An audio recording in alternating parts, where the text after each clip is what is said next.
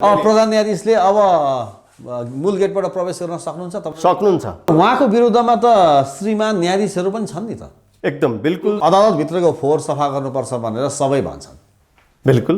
फोहोर बढाउने काम कहाँबाट लाग्छ? नेपाल बार एसोसिएसन हाम्रो विरोधी संस्था होइन।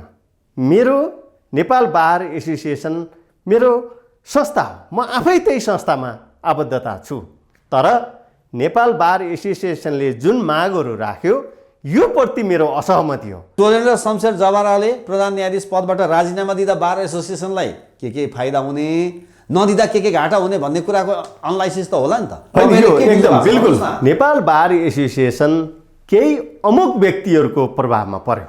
यो कुरा समग्र संगठन प्रभावमा पर्छ। एकपटक त बार एसोसिएसनमै अध्यक्षलाई पनि आरोप लागेको थियो नि। प्रधान न्यायाधीशसँग भेटघाट गर्नुभयो, वरिष्ठ अधिवक्ताको विषयको मात्र इस्यु उठाउनुभयो, कता कता उहाँ चाहिँ अलिकता अल्छी गर्न थाल्नु भनेर स्वयं अध्यक्षले पनि त्यो आरोप भोग्नु भएको होइन सुरुको चरणमा? होइन। तपाईँलाई त्यो स्मरण छैन? हो, यो कुरा हामीलाई स्मरण छ। हामी नेपाल बारलाई के भन्छौँ भने यो जुन अवस्था सिर्जना भएको छ, हजुरहरूले वार्ता गर्नुहोस्, छलफल गर्नुहोस्। अनि यसमा प्रधान न्यायाधीश गम्भीर हुनुहुन्छ? बिल्कुल हुनुहुन्छ। बिल्कुल हुनुहुन्छ। प्रधान न्यायाधीश गोला प्रथा गर्न तयार हुनुहुन्छ? खै त हरिकृष्ण होइन, खै त लागु भएको। प्रधान न्यायाधीशलाई यहाँहरूले भेट्दा उहाँका कुराहरू, उहाँको यसो उहाँले भनेका तर्कहरू सुन्दाखेरि तपाईँलाई कस्तो लाग्यो?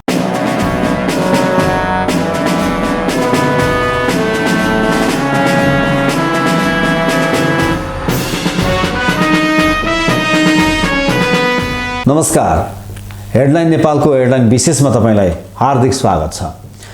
आजको हेडलाइन विशेषमा यति बेला नेपाल बार एसोसिएसनले सर्वोच्च अदालतका प्रधान न्यायाधीश चोलेन्द्र शमशेर जबराको राजीनामा माग गरिरहेको छ।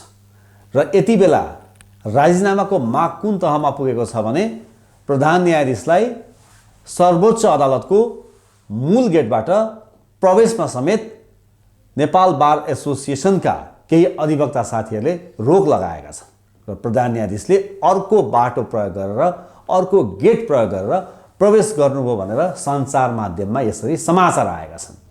त्यति मात्र होइन, अदालत परिसरमा सुरक्षाकर्मीहरू पनि तैनात गरिएका छन्। सशस्त्र प्रहरी समेतका सुरक्षाकर्मीहरू समेत आयो भन्ने कुराहरू आयो र नेपाल बार एसोसिएसनका महासचिवले त्यहीबाट आन्दोलनबाटै गृहमन्त्रीलाई फोन गरेर यति समयभित्र तत्काल सुरक्षाकर्मीहरू अदालत परिसरबाट हटाइदिनुहोस् भनेर टेलिफोन संवाद गरेको र प्रधानमन्त्रीले कानुन मन्त्रीसँग पनि चासो राखेर कुराकानी गरेका समेत समाचार आइसकेका छन्। के यसरी नै अहिलेको सिचुएसन अगाडि बढ्छ, परिस्थिति अगाडि बढ्छ? यसको समाधानको उपाय के? अधिवक्ताहरू एकातिर, केही श्रीमानहरू एकातिर र प्रधान न्यायाधीश एकातिर किन हुनुभयो? यस्ता प्रश्नहरू आएका छन्। तर यसै बिचमा एकजना अधिवक्ता, आज म त्यस्ता अधिवक्तासँग कुराकानी गर्छु जसले प्रधान न्यायाधीशले अहिले राजीनामा गर्नु हुँदैन र अबको बाटो के हुन्छ भनेर उहाँले लिखित नै एउटा उहाँले ज्ञापन पत्र समेत बुझाउनु भएको छ। जुन ज्ञापन पत्र मेरो यहाँ हातमै छ, ज्ञापन पत्र।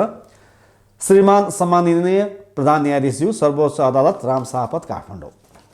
र उहाँ अधिवक्ता हुनुहुन्छ आजका हाम्रो अतिथि शिव अर्याल। शिव अर्यालजी, यहाँलाई कार्यक्रममा स्वागत छ। नमस्ते। आराम हुनुहुन्छ? एकदम ठिक छु। सबै अधिवक्ताहरू एकातिर, बार एसोसिएसन नै प्रधान न्यायाधीशलाई गेटमा रोक्न बसेको छ, गृह प्रशासनले सुरक्षाकर्मी तैनात गरेको छ, तर तपाईँ चाहिँ ज्ञापन पत्र लिएर प्रधान न्यायाधीशकोमा पुग्नुहुन्छ। किन त्यस्तो गर्नुभयो भन्नुहोस् त? हजुरलाई पहिलो कुरा के भनौँ भने सबै अधिवक्ताहरू एकातिर होइन। नेपाल बार एसोसिएसनले अहिले जुन प्रधान न्यायाधीशको एकल राजीनामाको माग राखेर जुन आन्दोलनको आह्वान गरेको छ, यो आन्दोलनप्रति हाम्रो केही कुराहरूमा असहमति हो। के कुरा हो भन्नुहोस् त? यस्तो छ, नेपाल बार एसोसिएसनले जुन प्रधान न्यायाधीशको एकल राजीनामाको माग गरेको छ, कारण के भन्ने कुरामा नेपाल बार एसोसिएसन आफै प्रष्ट छैन। होइन, त्यहाँ बार एसोसिएसनले भनेको छ बिचौलियाहरू हाबी भए, खुल्लम खुल्ला डिलिङ हुन थाल्यो, भ्रष्टाचार त्यहाँभित्र झन् मौलाएर गयो, त्यसलाई मलजल चाहिँ प्रधान न्यायाधीश आफैले गर्नुभयो, कतिपय विवादास्पद निर्णयहरू गरिदिनु भयो, जसले गर्दा चाहिँ अदालतको समग्र न्याय क्षेत्रकै गरिमा चाहिँ आँच पुग्ने काम भयो भनेर यस्ता अनि गोला प्रथा पटक्कै नमान्ने, हरिकृष्ण कार्कीको संयोजकतामा बनेको समितिले दिएको सुझाव पनि हेर्दा पनि नहेर्ने, यस्तो आरोप लगाएको सुन्नु भएको छैन र तपाईँले? होइन, यो आरोपहरू विभिन्न पत्रिका मार्फत हामीले सुनेका छौँ। तर म एउटा कानुन व्यवसायको हैसियतले के भन्छु भने नेपाल बार एसोसिएसनले बिचौलियाहरू भनेर कसलाई भन्न खोजेको? को हुन् त बिचौलिया? हामी त्यसको पनि विरुद्धमा छौँ। बिचौलिया प्रथा अन्त्य हुनुपर्छ भन्ने कुरा हामी आफै विरोधी हौँ। यदि विभिन्न खालका विवादास्पद कुराहरू थिए, प्रधान न्यायाधीशको एउटा रोअबरमा भएका थिए भने के कुरा हो भनेर नेपाल बारले आम कानुन व्यवसायहरूलाई प्रश्न गर्नु पर्दैन? प्रश्न गरेको छैन र बार एसोसिएसनले? कहीँ पनि गरेको छैन। तपाईँ हेर्नुहोस्, जिल्लाभरि सर्कुलेसन भइसक्यो। होइन, जिल्लाभरि त सर्कुलेसन के भयो भने नेपाल बारको जुन माग लिएर उहाँहरूले प्रधान न्यायाधीशको राजीनामाको माग गर्नुभयो, यो राजीनामाको माग गैर कानुनी छ, संविधान विपरीत छ र यस्ता खालका गतिविधिहरूमा नेपाल बार एसोसिएसन संलग्न भएर जुन माग राखेर आन्दोलनमा उत्रियो, यो आन्दोलनमा आम कानुन व्यवसायीहरूको उपस्थिति एकदमै न्यून रह्यो र उहाँहरूले के गर्न थाल्नुभयो भने देशभरिका बारहरूलाई अब गुहारेर अब आन्दोलनको एउटा ज्वारभाटा निकाल्न सकिन्छ कि अथवा आन्दोलनलाई एउटा थप प्रभावकारी बनाउन सकिन्छ कि भन्ने मनसाय मात्रै हो। र म अर्को हजुरलाई एउटा निवेदन गरौँ, नेपाल बार एसोसिएसन हाम्रो विरोधी संस्था होइन। मेरो नेपाल बार एसोसिएसन मेरो संस्था हो, म आफै त्यही संस्थामा आबद्धता छु। तर नेपाल बार एसोसिएसनले जुन मागहरू राख्यो यो प्रति मेरो असहमति हो। मेरो मात्रै होइन, सयौँ कानुन व्यवसायहरूको असहमति हो र हामीले पटक पटक नेपाल बार एसोसिएसनलाई पनि भन्यौँ, तपाईहरूले जुन बार एसोसिएसनले के चाहेको त? लु उसो भए यत्रो लफडा भएपछि इन्ट्रेस्ट त कहीँ जोडिन्छ नि त? बिल्कुल। इन्ट्रेस्ट के त? बार एसोसिएसन चोरेन्द्र शमशेर जवाराले प्रधान न्यायाधीश पदबाट राजीनामा दिँदा बार एसोसिएसनलाई के फाइदा हुने, नदिँदा के घाटा हुने भन्ने कुराको एनालाइसिस त होला नि त? एकदम बिल्कुल। नेपाल बार एसोसिएसन केही अमुक व्यक्तिहरूको प्रभावमा पर्यो, यो कुरा समग्र संगठन प्रभावमा पर्छ। कहिलेकाहीँ संगठन हो नि, तपाईहरु सयौं हजारौं व्यक्ति होइन, कहिलेकाहीँ यस्तो हुने रहेछ, नेपाल बार एसोसिएसनको पदाधिकारीहरू मध्ये अधिकांश बहुमत सदस्यहरू यो मागको विरुद्धमा हुनुहुन्छ। तर नेपाल बार एसोसिएसनको अध्यक्ष जसले नेपाल बारलाई लिडिङ गर्न सक्नु भएन, यो कुरा प्रष्ट देखिन्छ। किन देखिन्छ भने नेपाल बार एसोसिएसन आज 3 वर्ष हुन थाल्यो निर्वाचित हुनुभएको मेरो अध्यक्ष आदरणीय चण्डेश्वर श्रेष्ठको नेतृत्वमा छ। उहाँले आजसम्म निर्वाचित भएदेखि 3 वर्षसम्म न्यायालय सुधारका कार्यक्रमहरू के गर्नुभयो कुनै कानुन व्यवसायलाई थाहा छैन। तपाईले एक ठाउँमै हुनुहुन्न अनि अहिले तपाईहरु आफै विभाजन अहिले त हामी विभाजनमा किन रह्यौं भने त्यसको लागि सबै एकै ठाउँमा आउनु परेन? हैन, विभाजन भन्दा पनि हो यही कुरा मैले नेपाल बार एसोसिएसनसँग माग गरेको हो। मेरो संस्था देशभरिका चाहिँ कानुन व्यवसायहरूसँग सल्लाह लिनु पर्दैन? एउटा चाहिँ 2-4 जनाको चाहिँ सल्लाह बमोजिम अनि मेरो चाहिँ नेपाल बार एसोसिएसनले निर्णय गर्ने, यसमा हामी दुखी छौँ। कानुन व्यवसायीको संस्था, कानुन व्यवसायहरूको प्रतिनिधित्व गर्ने संस्था नेपाल बार एसोसिएसन हो। तर कहिलेकाहीँ नेतृत्व असक्षम हुँदाखेरि यो खालको निर्णयहरू हुन्छन् र यस्तो विगतमा पनि भएका थिए। र म अर्को पनि तपाईलाई निवेदन गर्छु, तपाईले अध्यक्षको एकछिन है मैले तपाईलाई रोकेँ। तपाईले अध्यक्षको कुरा गर्दै गर्दा एकपटक त बार एसोसिएसनमै अध्यक्षलाई पनि आरोप लागेको थियो नि, प्रधान न्यायाधीशसँग भेटघाट गर्नुभयो, वरिष्ठ अधिवक्ताको विषयको मात्र इस्यु उठाउनुभयो, कता कता उहाँ चाहिँ अलिकता अल्छी गर्न थाल्नु भनेर स्वयं अध्यक्षले पनि त्यो आरोप भोग्नु भएको होइन सुरुको चरणमा? होइन, तपाईलाई त्यो स्मरण छैन? हो, यो कुरा हामीलाई स्मरण छ। हामीले के भन्यौँ भने नेपाल बार एसोसिएसनको अध्यक्षले कुनै एउटा अमुक व्यक्तिको विषयलाई लिएर निर्णय गर्ने होइन। नेपाल बार एसोसिएसनले समग्र देशभरिको कानुन व्यवसायहरूको प्रतिनिधित्व हुने गरी निर्णय गर्नुपर्छ। हाम्रो माग यही हो।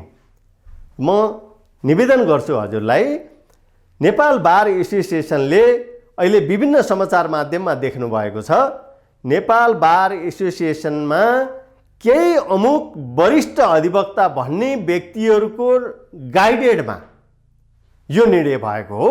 कारण के हो भने मान्छे थोरै छन्, बिल्कुल थोरै छन्। उसो भए प्रधान न्यायाधीशले मूल गेटबाट किन प्रवेश गर्न सक्नु भएन? यस्तो हो, कहिलेकाहीँ प्रधान न्यायाधीशले सर्वोच्च अदालतमा छिर्ने द्वारहरूबाट नै छिर्ने हो।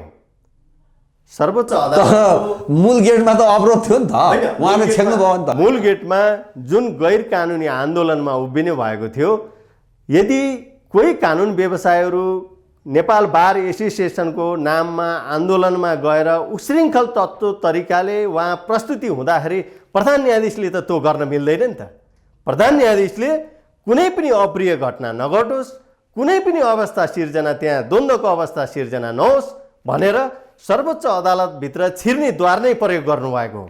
त्यस्तो अन्य कुनै पनि द्वारहरू प्रवेश गरेर यदि समग्र देशभरिका कानुन व्यवसायहरू प्रधान न्यायाधीशको राजीनामाको विपक्षमा अथवा पक्षमा हुनुहुन्थ्यो भने नेपाल बार एसोसिएसनको विगतको इतिहास छ। नेपाल बार एसोसिएसन समग्र देशभरिका कानुन व्यवसायहरूलाई लिएर हिँड्यो भने आजसम्मको इतिहासमा नेपाल बार एसोसिएसन जहिले पनि सफल भएको छ र म पनि त्यो आन्दोलनमा सरिक भएको छु। तर अहिले विडम्बनाका साथ भन्नुपर्छ, नेपाल बारको जुन माग एकल सूत्रीय प्रधान न्यायाधीशको राजीनामा छ, यो सरासर कानुन विपरीत छ, संविधान विपरीत छ र आम जनताले हेर्दाखेरि पनि एकदमै लाजमर्दो विषय बनेको। तर अहिले जसरी सुरक्षाकर्मीहरू त्यहाँ परिचालन गरिएको छ, जुन खालका दृश्यहरू देखेका छन्, जुन इतिहासमै भएको थिएन, यसले राम्रो मेसेज गयो? अब होइन, यो बिल्कुल गएको छैन। यो कुरामा यसले त अर्कै मेसेज दियो नि त। होइन, बिल्कुल यो कुरामा हामी पनि चिन्तित छौँ, हामी कानुन व्यवसायहरू पनि चिन्तित छौँ। सर्वोच्च अदालतमा जहाँ दूरदराज र गरिब जनताहरूको न्यायको लागि 50औं 20औं 10औं वर्षका सम्म पनि मान्छेहरू मुद्दा खेपिरहेको अवस्था छ। यो अवस्थामा हामी कानुन व्यवसायहरूले कुनै पनि वार्ता नगरिकन, कुनै पनि छलफल नगरिकन यो खालको आन्दोलन लिएर आएर जुन अवस्था सिर्जना भएको छ, यसमा हामी पक्कै पनि दुखी छौँ। समग्र आम जनसमुदायले देशभरिबाट हेरिरहनु भएको छ, कानुन व्यवसायहरूले किन यस्तो गर्नुभयो होला, किन चाहिँ प्रधान न्यायाधीशको मात्रै राजीनामा माग्नुभयो होला, किन समग्र न्यायालयको सुधारको कुरा गर्नुभएको छैन। यदि यस्तै गर्दै जाने हो भने भोलि एउटा कुनै अमुक व्यक्तिलाई अर्को प्रधान न्यायाधीश मन पर्दैन, फेरि पनि अवस्था त यही हो नि। त्यस कारणले गर्दाखेरि पनि हामी नेपाल बारलाई के भन्छौँ भने यो जुन अवस्था सिर्जना भएको छ, हजुरहरूले वार्ता गर्नुहोस्, छलफल गर्नुहोस्, छलफलबाट नै टुङ्ग्याएर उहाँहरूले त वार्ता नगर्ने राजीनामा दिनुपर्छ भनिरहनु भएको। अब प्रधान न्यायाधीशले अब मूल गेटबाट प्रवेश गर्न सक्नुहुन्छ? सक्नुहुन्छ, बिल्कुल कसरी सक्नुहुन्छ? होइन, सक्नुहुन्छ। यो जुन नेपाल बारको आन्दोलन छ, यो आन्दोलन समाप्त भइसकेको अवस्थामा पुगिसकेका छ। उहाँहरूले पनि अब यसलाई कसरी सेफ ल्यान्डिङमा जाने भन्ने विषयमा छलफल गरिसक्नु भएको मेरो पनि सूचना छ। भनेपछि प्रधान न्यायाधीश अब मूल गेटबाट प्रवेश गर्नुहुन्छ? एकदम बिल्कुल मूल गेटबाटै प्रवेश गर्नुहुन्छ र मूल गेटबाटै जानुहुन्छ। र फेरि मैले प्रधान न्यायाधीशलाई यसो भनिरहँदा प्रधान न्यायाधीशले के साँच्चीकै केही कामहरू गलत गर्नुभएको छैन? कुनै पनि हिसाबले गलतैदेखि गर्नुभएको अवस्था होइन त? त्यो पनि भन्न खोजेको छैन।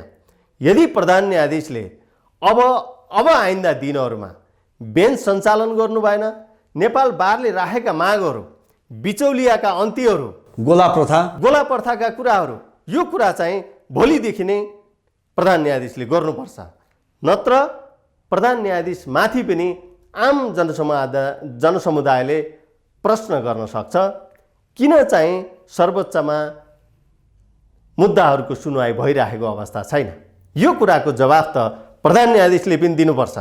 फेरि हामीले पटक पटक प्रधान न्यायाधीश रहिरहनुपर्छ, प्रधान न्यायाधीशले केही गर्नु हुँदैन भन्ने पक्षमा होइन। तर उहाँको विरुद्धमा त श्रीमान न्यायाधीशहरू पनि छन् नि त। एकदम त्यो बिल्कुल कुराको हेक्का राख्नु भएको छ कि छैन? यो तपाईँले कुरा- माने, तपाईँले भन्नुभयो कि नेपाल बार एसोसिएसनको अहिलेको नेतृत्वमा समस्या देखियो, क्षमता देखिएन, बिल्कुल असक्षमता देखियो भन्दै गर्दा न्यायाधीशहरू पनि त विरोधमा हुनुहुन्छ। होइन म यसलाई यसरी भनौँ, इजलास समेत बहिष्कार गर्नुभयो उहाँहरूले। यो विषयलाई यसरी भनौँ, यो पक्कै पनि एकदमै दुर्दशा आएको अवस्था देख्छु म। आजसम्मको इतिहासमा सर्वोच्च अदालतमा प्रधान न्यायाधीशले तोकेको कज लिस्टहरूमा अरू न्यायाधीशहरूले बहिष्कार गर्नुभयो। यस्तो हुन्छ? के को लागि गरियो न्यायाधीशहरूद्वारा प्रधान न्यायाधीशको बेन्च बहिष्कार किन गरियो भन्ने कुराको जवाफ दिनु पर्दैन? उहाँहरूले के प्रधान न्यायाधीश मन नपरेको हो भने उहाँहरूले स्पष्ट जनताको सामु भन्नु पर्यो। अब त हेर्नुहोस्, उहाँहरूको विरुद्धमा पनि आन्दोलन हुने अवस्था छ। किनभने ल प्रधान न्यायाधीशले त यो गर्नुभयो, उहाँ तत्कालको लागि बेन्च बस्न सक्नु भएन, तर कज लिस्ट त निस्किराखेको अवस्था छ। यस्तो अवस्थामा अरू न्यायाधीशहरूले जनताको मुद्दाहरू फैसला गर्नु पर्दैन? यो कुराको जवाफदेहिता प्रधान न्यायाधीश मात्रै होइन, समग्र न्यायाधीशहरू पनि हो। अब म अर्को कुरा तपाईँलाई निवेदन गरौँ, अरू न्यायाधीशहरूले यो बिचको विभिन्न खालका चाहिँ आफ्ना जुन मुद्दाहरूमा उहाँहरूले बहिष्कार गर्नुभएको छ, मलाई लाग्छ यो छलफल भइरहेको अवस्था होला भन्ने पनि हामी कानुन व्यवसायीहरूले अहिले धैर्यताका साथ हेरिरहेका छौँ। एउटा जुन अहिलेको अवस्था छ, निर्माण भएको छ, यो अवस्था सोल्युसन गर्नको लागि पनि उहाँहरूको बिच छलफल भइरहेको होला भन्ने हाम्रो अनुमान थियो। तर अब करिब 1 महिना बित्न थाल्यो, अरू न्यायाधीशहरूले पनि जुन बेन्च बहिष्कार गर्नुभएको छ, यो सरासर प्रधान न्यायाधीशले उहाँहरूमाथि एक्सन गर्नुपर्छ, संविधान त उहाँहरूलाई कारबाहीको भागीदार बनाउनुपर्छ, नत्र राजीनामा दिएर उहाँहरू हिँड्नुपर्छ। यो भन्दा अरू बाटो भनेपछि त तपाईँले त झन् डामाडोल बनाउने स्थितिको पो कुरा गर्नु। डामाडोल अब न्यायाधीशहरूलाई प्रधान न्यायाधीशले कारवाही गर्ने, अब तपाईँहरूले यस्तै कुरा गर्न थाल्नुभयो भने न्यायाधीशहरू झन् प्रधान न्यायाधीशप्रति आक्रामक बन्ने, एक आपसमा मिल्ने भन्दा पनि झगडा गर्ने र इगो सान्ने काम हुने भएन? होइन, यस्तो नेपालको इतिहासमा यो अवस्था मैले हजुरलाई बताइरहँदा म आफू पनि चिन्तित छु। न्यायपालिकामा एउटा होइन, प्रधान न्यायाधीश र अरू न्यायाधीश बिच मेलै भएको छैन। कम्तीमा मिलेर एउटा राम्रोसँग जाने वातावरण बनाउनुपर्छ। न्यायालयप्रति सबैको आम विश्वास र भरोसा बढ्दै जानुपर्छ, गरिमा बढ्नुपर्छ, त्यहाँभित्रका विसङ्गति विकृतिहरू सफा गर्नुपर्छ भनेर पनि तपाईँ हामी भन्ने। अब फेरि प्रधान न्यायाधीशले चाहिँ अब अहिले न्याय परिषदलाई चाहिँ पत्र काटिसकेको छ होइन, नेपाल बार एसोसिएसनले। यही सबै हुन्छ कि भन्ने आशंकामा होला भने अनि तपाईँले यस्तो कुरा गरेपछि त झन् भाँड भैलो हुँदैन? होइन, यो बिल्कुल हुँदैन।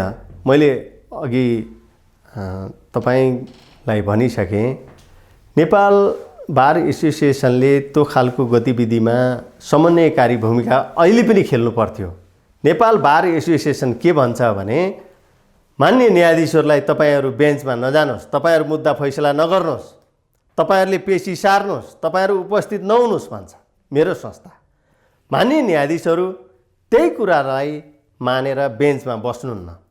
अब अरू मान्य न्यायाधीशहरू जो 19 जना हुनुहुन्छ, उहाँहरूले यदि चोलेन शमशेर जबराले बिचौलियाको काम गरेको भए, कुनै अमुक मुद्दाहरूमा फैसला गरेको भए उहाँहरूले जनतालाई जानकारी दिनु पर्दैन? हामी कानुन व्यवसायीहरूलाई जानकारी दिनु पर्दैन? नेपाल बार एसोसिएसनलाई जानकारी दिनु पर्दैन? यदि त्यस्तो थियो भने नेपाल बारको आन्दोलनप्रति हाम्रो पनि सहमति रहन्थ्यो। अब मैले अर्को कुरा तपाईँलाई निवेदन गर्छु, अरू न्यायाधीशहरूले अब कानुन व्यवसायीहरूको जुन उहाँहरूलाई पर्खेर बसिरहनु भएको अवस्था थियो, यो धैर्यताको बाँध टुट्नेवाला छ। आम जनताहरू अब प्रधान न्यायाधीश मात्रै होइन, अरू सबै न्यायाधीशहरूमाथि पनि खबरदारी गर्न तयार छन् जस्तो लाग्छ। र एक दिन हेर्नुहोस्, सर्वोच्च अदालतमा आम जनताहरू आएर सबै न्यायाधीशहरू राजीनामा देऊ भन्ने अवस्था पनि सिर्जना हुन सक्छ। होइन, अहिले इतिहासमै नभएको जुन घटना घट्यो, यसमा के नेपाल बार एसोसिएसन मात्र दोषी हो त? प्रधान न्यायाधीशको पनि त कमी कमजोरी होला। अहिलेसम्मका कुनै पनि प्रधान न्यायाधीशमा यो खालको आक्रमण कहिले पनि नहुने, यो खालको जुन खालको विरोध छ, यो खालको विरोध पनि कहिले नहुने। होइन अब अहिले यो खालको स्थिति आउनमा के एक हातले मात्र ताली बज्छ? होइन, मैले प्रधान न्यायाधीश पनि त कहीँ कतै चुकिरहनु भएको छ नि उहाँ। बिल्कुल सही कुरा हो। मैले योभन्दा अगाडि हुनुभएका प्रधान न्यायाधीशहरू जुन सुशीला कार्की हुनुहुन्थ्यो, गोपाल पराजुलीजी हुनुहुन्थ्यो, उहाँहरूलाई निकाल्दाखेरि पनि हामीले विरोध गरेकै हो। र यो अहिलेको न्यायाधीशमा मात्रै होइन, अहिलेको प्रधान न्यायाधीशमा मात्रै होइन, विगतमा पनि यस्तो भएका छन्। त्यति बेला पनि हामीले विरोध गऱ्यौँ।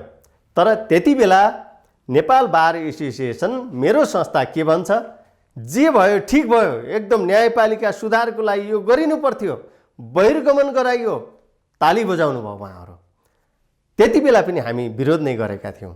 आज पनि त्यो सिस्टम अहिले जुन दोहोरिँदैछ, चोलेन्द्र शमशेर जबराले गर्नुपर्ने कामहरू गर्नुपर्छ, भोलिदेखि गर्नुपर्छ। धेरै ढिला भइसक्यो, अब उहाँले पर्खिनु हुँदैन, यो कुरा हामीले भनिरहेका छौँ। यदि उहाँले पनि त्यो गर्न सक्नु भएन भने पक्कै पनि छोडेर हिँड्नुपर्छ। यो अवस्थामा न्यायालय राख्नु हुँदैन। यसको जिम्मेवारी प्रधान न्यायाधीशको पनि हो। हाम्रो माग यो पनि हो। त्यस कारणले अरू न्यायाधीशहरूलाई के आधारले बेन्चमा राख्ने, कुन तरिकाले बेन्चमा बस्ने भन्ने कुराको लिडरसिप गर्ने प्रधान न्यायाधीश हो। यसको जिम्मेवारी उहाँ नै हुनुहुन्छ। अब तपाईँलाई के लाग्छ, अब कसरी अगाडि बढ्छ? जस्तो तपाईँहरू पनि भनिरहनु भएको छ, संविधानले दिएको हो नि त त्यो पद उहाँलाई, होइन? संविधानकै बाटोबाट जानु पर्यो भन्दै हुनुहुन्छ। तपाईँलाई लाग्छ राजनीतिक दलहरूले भोलि उहाँले राजीनामा दिनु भएन भने महाअभियोग लगाउने बाटो प्रशस्त छ नि? यही कुरा यही कुरा हामी नेपाल बारलाई भनेका छौँ। हाम्रो संविधानमा राजनीतिक दलहरूलाई महाअभियोग लगाउने व्यवस्था छ। प्रधान न्यायाधीश जसरी नियुक्ति हुनुभयो संविधान बमोजिम, त्यसरी नै बहिर्गमन हुने हो भने संविधान बमोजिम गरौँ। तर कुनै अमुक व्यक्तिको निर्देशनमा नेपाल बारले आन्दोलन गर्ने होइन भन्ने हाम्रो पनि माग हो। यही कुरा भयो भने विभिन्न राजनीतिक दलहरूले पनि यो विषयमा छलफल गरिरहेको हामी विभिन्न सञ्चार माध्यममा सुनिरहेका छौँ। यो राजनीतिक दलहरूले पनि यो खालको अवस्थामा के हो भनेर निकास दिनुपर्छ। मलाई लाग्छ यो खालको ट्रेन्डहरू भयो भने फेरि भोलि आउने प्रधान न्यायाधीशलाई पनि यस्तै खालको अवस्थाहरू हुन्छ। यो ट्रेन्ड नबिगारौँ। भोलि आउने प्रधान न्यायाधीशले पनि अहिलेदेखि मैले कुनै अमुक व्यक्तिको मुद्दाहरू फैसला गर्दिनँ भने, मैले कुनै वरिष्ठहरूको चाहिँ निर्देशन बमोजिम काम गरिनँ भने मेरो पनि हालत यस्तै हुने रहेछ भनेर अहिलेदेखि सोच्न थालेको अवस्था हुन्छ। अब अरियालजी, आज हामीलाई एउटा कुरा बताइदिनुहोस् त, अदालतभित्रको फोहोर सफा गर्नुपर्छ भनेर सबै भन्छन्। बिल्कुल। फोहोर बढाउने काम कहाँबाट भएको छ? होइन, फोहोर कसरी बढिरहेछ फोहोर भन्नुहोस्। फोहोर बढाउने काम हामी कानुन व्यवसायीले पनि गऱ्यौँ होला, माननीय न्यायाधीशहरूले पनि गर्नुभयो होला, बिचौलियाहरू हाबी हुन्छन् अरे, बिचौलियाहरूले पनि गरे होला। हो, यो कुरा हामीले यस्तो एउटा निर्देशन हुनु पर्यो। कुनै प्रधान न्यायाधीश आइसकेपछि बिचौलिया प्रथा छ भने कहाँ छ, त्यसलाई निर्मूल पार्नु पर्यो। म त भन्छु हरिकृष्ण कार्कीको प्रतिवेदन मात्रै कार्यान्वयन गर्ने हो भने अदालतका सारा समस्याहरू समाधान हुन्छ। तर प्रधान न्यायाधीशले यसमा नजरअन्दाज गरिदिनु भयो अरे नि त, बेवास्ता गर्नुभयो। होइन, बिल्कुल छैन। यो भर्खरै 3-4 महिना भयो होला हरिकृष्ण कार्कीले यो प्रतिवेदन। अनि यसमा प्रधान न्यायाधीश गम्भीर हुनुहुन्छ? बिल्कुल हुनुहुन्छ। बिल्कुल हुनुहुन्छ। प्रधान न्यायाधीश गोलापार्थ प्रथा गर्न तयार हुनुहुन्छ। खै त हरिकृष्ण खै त लागू भएको। त्यस जब लागू गर्ने कुरामा नेपाल बार र सर्वोच्च अदालतका न्यायाधीशहरू फुलकोट बस्ने एउटा चाहिँ कार्यक्रम बन्दै थियो। अकस्मात नेपाल बारसँग फुलकोट बस्नको लागि प्रधान न्यायाधीश बाहेक अरू सबै न्यायाधीशहरूले बहिष्कार गर्नुभयो। त्यसपछि फुलकोट बस्न सकेन। हाम्रा नेपाल बारका साथीहरूलाई के हुनसक्छ भने हामी त प्रधान न्यायाधीशसँग मात्रै रिस हो भन्ने सोचेको हुनु होला, तर नेपाल बारका साथीहरूलाई अरू न्यायाधीशहरूले फुलकोट बस्न नबसेर बहिष्कारै गर्नुभयो। यहाँनिर हाम्रा साथीहरूको ध्यान पुगेको अवस्था छैन।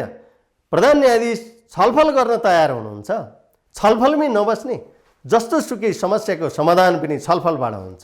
भोलि प्रधान न्यायाधीश र नेपाल बार बीच छलफल गरेर प्रधान न्यायाधीशले राजीनामा दिनुहुन्छ भने ठिक छ, उहाँले गर्ने कुरा हो। हामीले राजीनामा नदिनुहोस् भन्न खोजेको मात्रै होइन, समग्र न्यायालयको सुधारको लागि प्रधान न्यायाधीशले काम गर्ने हो। बहिर्गमन हुने हो भने पनि कानुन सम्मत हुने हो, संविधान सम्मत हुने हो भन्ने हाम्रो भनाइ हो। अब अर्यालजी, तपाईँले यो ज्ञापन पत्र कसरी कहाँ बुझाउनु भयो? होइन, यसमा हामीले आम कानुन व्यवसायहरू हामीले स्वतः स्फूर्त जम्मा भयौँ। हामी न्यायालय सुधारको पक्षमा छौँ, बिचौलियाको अन्त्यको पक्षमा छौँ र हामीले प्रधान न्यायाधीशको सचिवालयमा समय माग्यौँ र केही समयपछि करिब उहाँबाट हामीलाई समयको लागि भेटघाट गर्नको लागि हामीले भनेका थियौँ। के को लागि भेटघाट भन्दाखेरि यही न्यायालय सुधारको लागि हो, बिचौलिया प्रथाको अन्त्यको लागि हो भन्यौँ र उहाँले समय दिनुभयो र हामीले प्रष्ट भन्यौँ। हामी प्रधान न्यायाधीश पद जोगाउनको लागि आएको होइन, हामी चोलेन्द्र शमशेरलाई जोगाउन आएको होइन, हामी न्यायालय सुधारको लागि हजुरसँग निवेदन गर्न आएको हो, हजुरसँग यो ज्ञापन पत्र दिन आएको हो भनेर हामीले उहाँलाई प्रश्न राख्यौँ र उहाँले भन्नुभयो म के कारणले यो अवस्था सिर्जना भयो भन्दाखेरि उहाँको भनाइमा म भन्छु मलाई केही अमुक मुद्दाहरूमा फैसला नगर्दै भन्नुभयो, केही अमुक मुद्दाहरू पेशीमा नराख्दै भन्नुभयो, केही अमुक व्यक्तिहरूलाई न्यायाधीश बनाइदिए भन्नुभयो। त्यहाँदेखि पूर्व न्यायाधीशहरूको दबाब आयो र यो फल्लो न्यायाधीशलाई फल्लो ठाउँमा सरुवा गर्दै भन्नुभयो। मैले यो काम गरिनँ। त्यसपछि नेपाल बार र हामी बीच अथवा मेरो बीच केही द्वन्द्व बढ्यो र अहिलेको अवस्था सिर्जना भयो। न्यायपालिकामा गम्भीर समस्या छ, बुझेको छु र म कानुन बमोजिम अगाडि बढ्छु भन्ने कुरा उहाँको भनाइरह्यो। तर हामी यही कुराले मात्रै विश्वस्त हुँदैनौँ।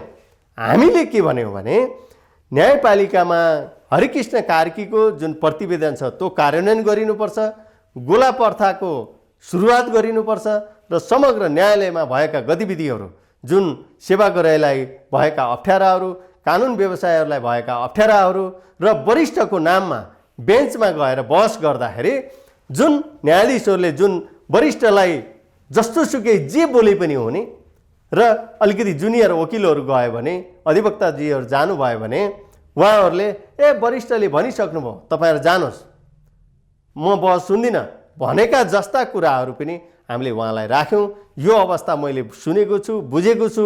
अब आइन्दादेखि वरिष्ठ अथवा जुनियर एडभोकेट बीच यो खालको विभेद चाहिँ म गर्दिनँ र गर्न पनि लगाउँदिनँ भन्ने खालको कुरा गर्नुभयो र त्यसपछि हामी अब प्रधान न्यायाधीशलाई यहाँहरूले भेट्दा उहाँका कुराहरू, उहाँको यसो उहाँले भनेका तर्कहरू सुन्दाखेरि तपाईँलाई कस्तो लाग्यो? अलिकता समस्या बढी उहाँमा देखिएर त्यो खालको कुराहरू मैले फेस गर्नु पर्यो भन्ने खालका गुनासा पनि थिए, अथवा ठिकै छ यस्तो भइहाल्छ, यो सहज तरिकाले गइहाल्छ भन्ने खालको सहज रूपमा लिनु भएको छ के? होइन, उहाँले न्यायपालिकामा केही न केही विकृतिहरू छन् भन्ने कुराको जानकारी गर्नुभयो र हामीले पनि त्यही कुरा भनेका थियौँ र उहाँलाई केही कामहरू गर्नको लागि कार्यान्वयन गर्नु राजीनामा दिने कुरा त त्यस्तो केही भएन। बिल्कुल छैन। तपाईँहरू यसरी आउनुभयो, अब यत्रो भइसक्यो के बसिरहने जस्तो होइन, बिल्कुल होइन। यस्तो खालको गतिविधि यदि राजीनामाको कुरा यति सानो विषयबाट गर्ने हो भने त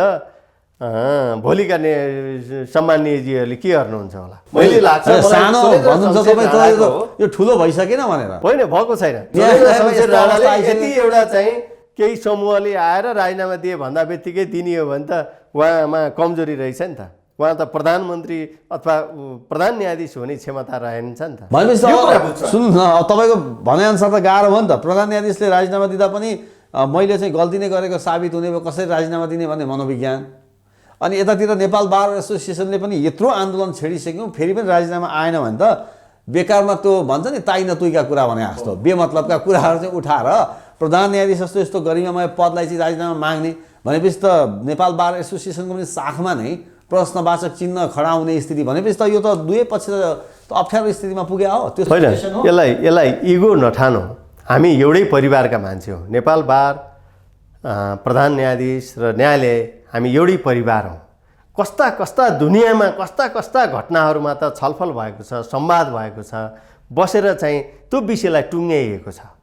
यहाँ न नेपाल बारले चाहिँ मैले माग राखेँ म त यत्रो ठुलो सङ्गठन यत्रो चाहिँ सदस्यहरू आबद्धता भएको भन्नुपर्ने छ, न प्रधान न्यायाधीशले नेपाल बारले भन्दा बित्तिकै मैले राजीनामा दिनुपर्ने हो र भन्ने खालको कुरा गर्नु नै छ। यो दुवै पक्ष छलफल भयो भने यसको समाधान हुन्छ।